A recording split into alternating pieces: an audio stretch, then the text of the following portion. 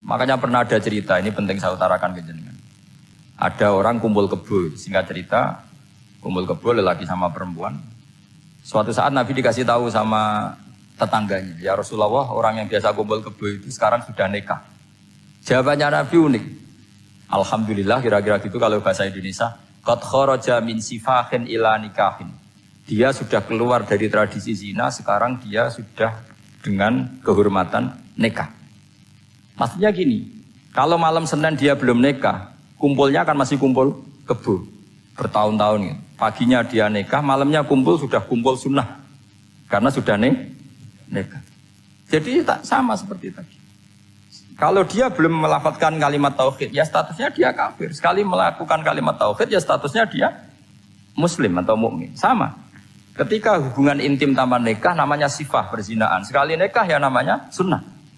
Jadi semudah itu. Dan Nabi tidak tanya macam-macam. Mau ngendikan qad kharaja min sifahin ila nikahin. Sudah keluar dari tradisi sifah menuju nikah. Pertanyaannya gini, kenapa enggak disyaratkan ini itu untuk nikahnya? Misalnya macam-macam. Ya sebetulnya syarat itu pasti ada, cuma begini loh.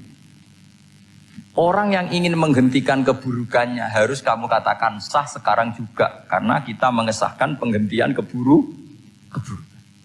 Jangan lalu orang yang mau tobat malah dipersulit.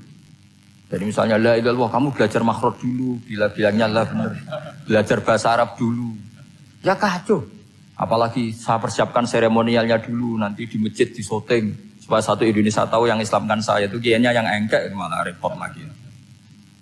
Ini penting saya utarakan supaya clear. Jadi saya ulang lagi, al-ibratu bi umumil lafzi la bi khusus sabab. Allah ya enggak apa-apa cerita Nabi Musa, cerita Nabi Isa, cerita misalnya begini, bolehkah orang soleh itu jadi raja? Jawabannya harus bilang boleh. Karena Allah pernah menfigurkan tokoh soleh yang bernama Sulaiman dan Daud. Dan beliau adalah raja. Ketika Imam Syafi'i ditanya, bolehkah orang Islam tidak kawin?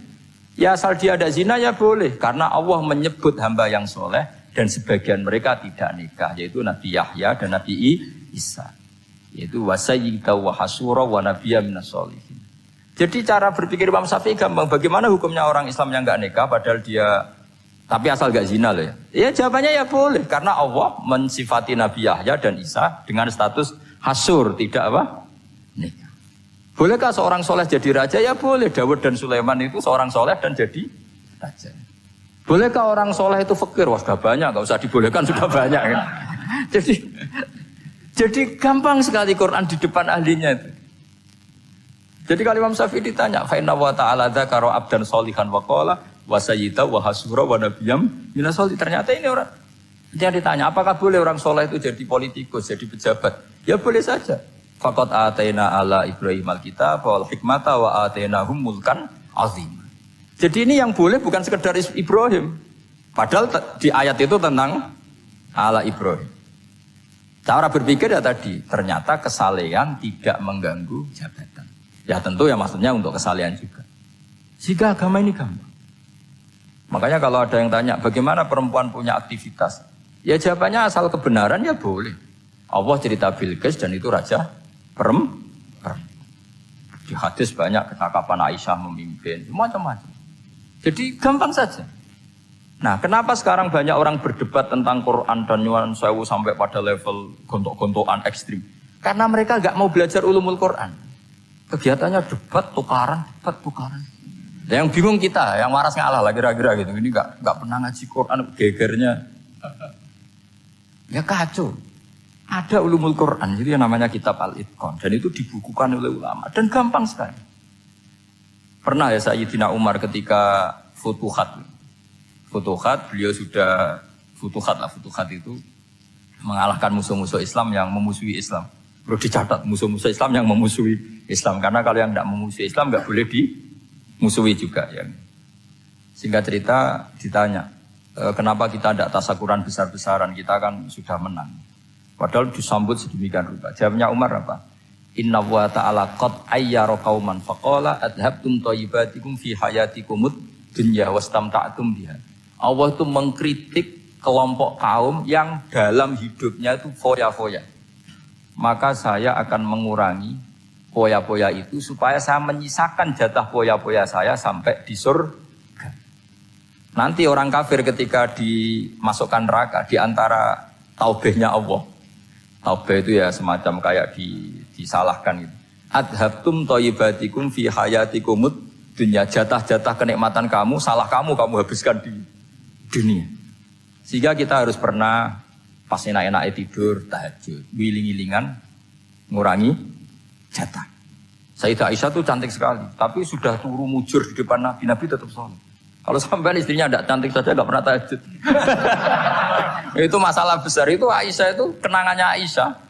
Saya ini kurang cantiknya. Sampai Nabi kalau sholat digoda tidur di depannya, masyhur.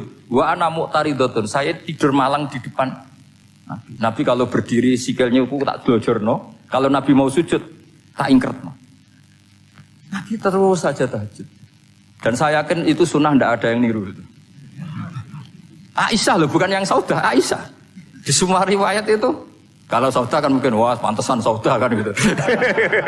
Ini Aisyah. Terus ada cerita lagi, betapa Rasulullah memang Nabi betul. Aisyah itu istrinya paling cantik. Kan yang nyanyi cantik itu hanya Aisyah, Zainab sama Sofia. Kira-kira rivalnya itu. Ya rivalnya itu, kira-kira. Yang sebagian ya cantik tapi enggak sekelas ini. Rasulullah itu malam-malam keluar. Terus pikiran Aisyah, pasti ke sebagian rival saya. Doroh itu maru kalau coba. Dibuntuti sama Aisyah. Nabi enggak tahu kalau dibuntuti Aisyah. Ini hadis riwayat doa masuk kuburan. Maka, jadi hadis itu ya unik. Kalau enggak di tangan ulama itu jadi kacau. Babu doa li ahlil kubur. Bab mendoakan ahli kubur itu babnya itu tentang cemburu. Walhasil karena Nabi keluar, wah ini mesti enggak bener ini. Paling ke Sofia atau ke ya pokoknya Zainab, pokoknya yang cantik-cantik. Ditututi sama siapa Aisyah. Nabi enggak tahu hal itu. Ternyata Nabi itu kebaki. Kebaki itu assalamualaikum daraqaumil mukminin wa inna insyaallah bikum lahikun. Jadi barokahnya cemburu. Hadis itu ada rawinya. Oh, ternyata ke kuburan toh. Itu sampai pulang. Jadi hadis itu diriwayatkan Aisyah. Ghirtu itu cemburu, saya ini cemburu sama Nabi. Malam-malam keluar, tak tututi juga mau kuburan. Lah, sahabatnya tanya, muridnya Aisyah, lalu baca apa? Assalamualaikum daraqaumil mukminin wa inna insyaallah bikum lahikun. Kalau sampean kan enggak, dibuntuti dok bar tenang. Mesti barbaran.